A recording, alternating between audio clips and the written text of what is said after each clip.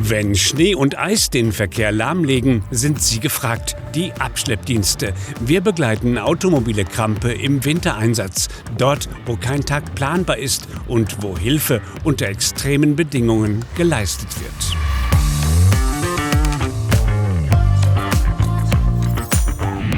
Jeder Wintereinbruch stellt Auto- und Lkw-Fahrer vor besondere Herausforderungen. Und alle Jahre wieder bedeuten diese Wochen eine extreme Einsatztaktung für die Hilfsdienste. Dazu Bilder vom Technischen Hilfswerk in Emden, wo das Sturmtief Elli die freiwilligen Helfer vor enorme Herausforderungen stellte. Wie aber wirkt sich dieses Wetter auf Abschleppdienste und Bergeunternehmen aus? Wir waren mit der Firma Automobile Krampe in Reken im Münsterland unterwegs. An 3 Standorten des Unternehmens stehen insgesamt 30 Spezialfahrzeuge. Wir sind mit Christian Herfurth, genannt Kiki, unterwegs, der am frühen Morgen einen Transporter abschleppen muss. Auch hier hat die Kälte zugeschlagen, denn das Fahrzeug ist in der Nacht plötzlich liegen geblieben und muss jetzt zu einer Vertragswerkstatt gebracht werden. Bei -5 Grad kein Problem für Kiki, der seit mittlerweile fast 25 Jahren für die Firma Krampe arbeitet. Bei ihm ist kein Tag wie der andere und sein Tag lässt sich tatsächlich kaum planen. Es kommt, wie es kommt. Ich komme morgens zur Firma und weiß natürlich nie, was mich erwartet. Bei uns wird alles disponiert, aber die Disposition, ja, die ist auch nur sporadisch, weil es kommt immer anders, als man denkt. Es kann sein, dass ein LKW im Graben liegt und ich dann auf einer 8-Stunden-Bergung, 10-Stunden-Bergung bin.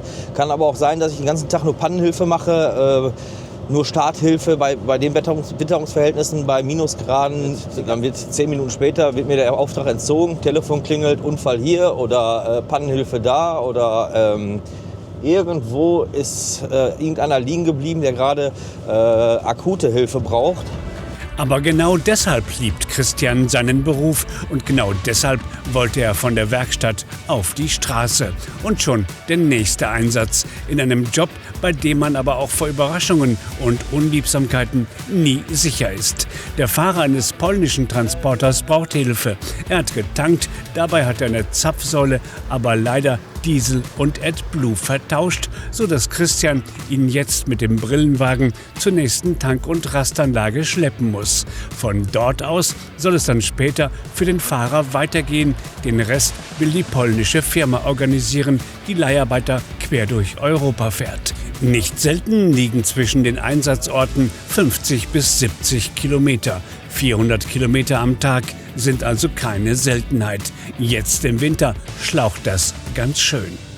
Ja gut, K.O. ist man natürlich, weil wir immer unterwegs sind. Wenn es natürlich jetzt gerade schneit, wir einen wirklich harten Winter haben, kein Flugzeug fliegt, kein Zug fährt, kein Bus fährt, alle steigen so aufs Auto rum und wir als Abschleppunternehmen müssen dann raus.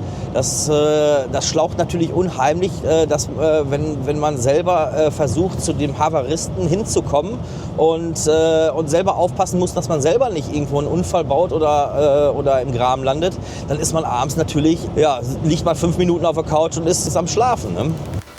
Rund 15 Mitarbeiter sind bei Automobile Krampe an 3 Standorten nahezu pausenlos mit dem Abschleppen, Bergen und anderen Hilfeleistungen beschäftigt. Eine Arbeit, die nicht nur viel Fachwissen, sondern auch Sorgfalt und Fingerspitzengefühl erfordert. Dieser Einsatz mit dem Falschtanker war für Christian völlig easy, kein Vergleich zu einem schweren Verkehrsunfall. Wie aber schützt er sich davor, dass ihn solche Einsätze belasten? Das ist ganz, ganz wichtig für das private Umfeld, dass man sich gar nicht mehr für irgendwelche Schicksalsschläge oder für irgendwelche anderen Sachen interessieren sollte.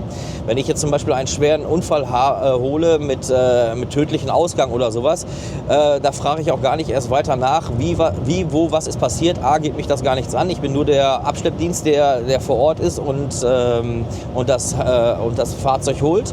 Und B, umso weniger ich weiß, umso weniger kann ich mit nach Hause nehmen.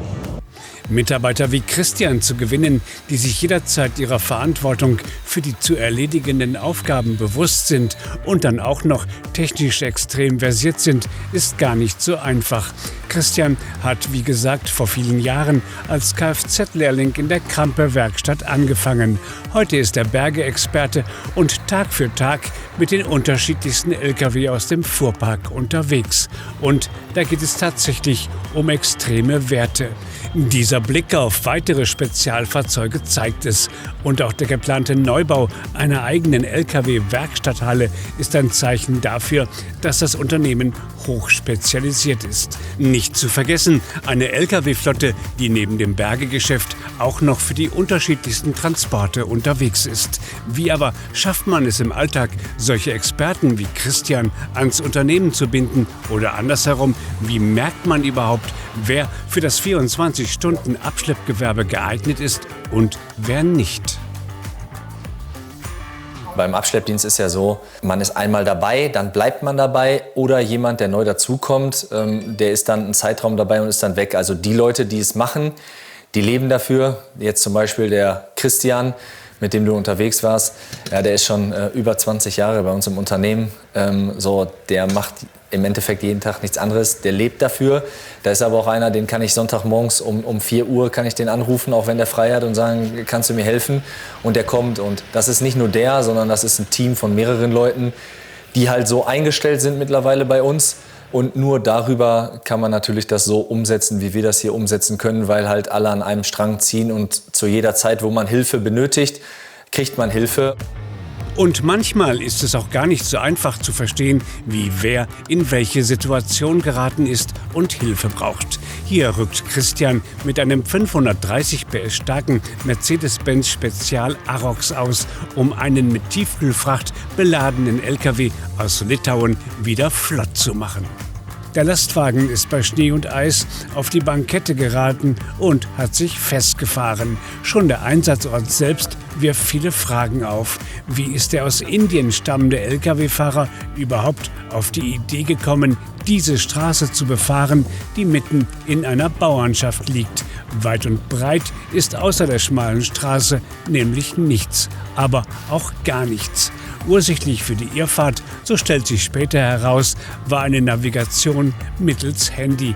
Ein wirklicher Profi kann der Fahrer also nicht sein. Und er spricht auch kein Wort Englisch. Diese Lkw-Bergung ist also keine leichte Aufgabe. Ob Christian es trotzdem schafft, das sehen Sie dann in einer der kommenden Ausgaben von Eurotransport TV.